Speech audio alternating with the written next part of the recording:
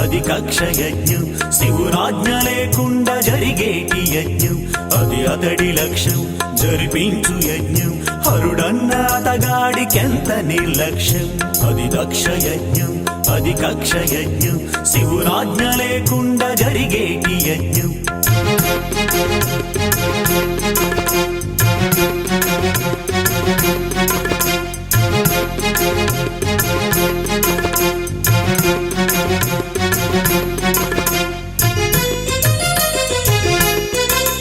ఆ యజ్ఞ భాగానికందరిని పిలచి శివుని పిలుచుట విడచి జరిపించు సమయం.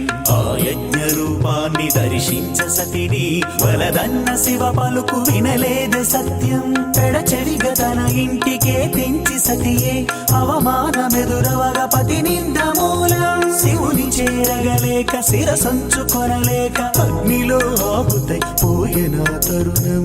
అది దక్ష యజ్ఞం, అది కక్ష యజ్ఞం, శివునాజ్ఞ లేకుండా జరిగేటి యజ్ఞం, అది అతడి లక్ష్యం జరిపించు యజ్ఞం. హరుడన్న అతగాడికెంత నిర్లక్ష్యం.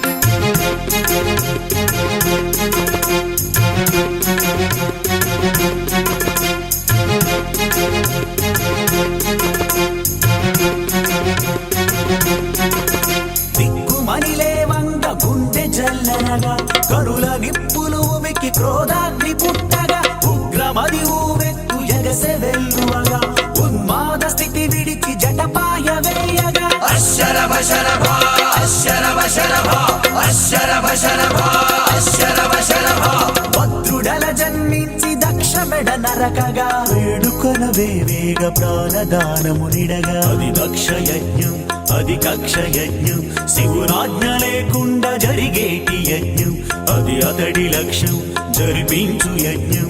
హరుడన్న అతగాడికెంత నిర్లక్ష్యం.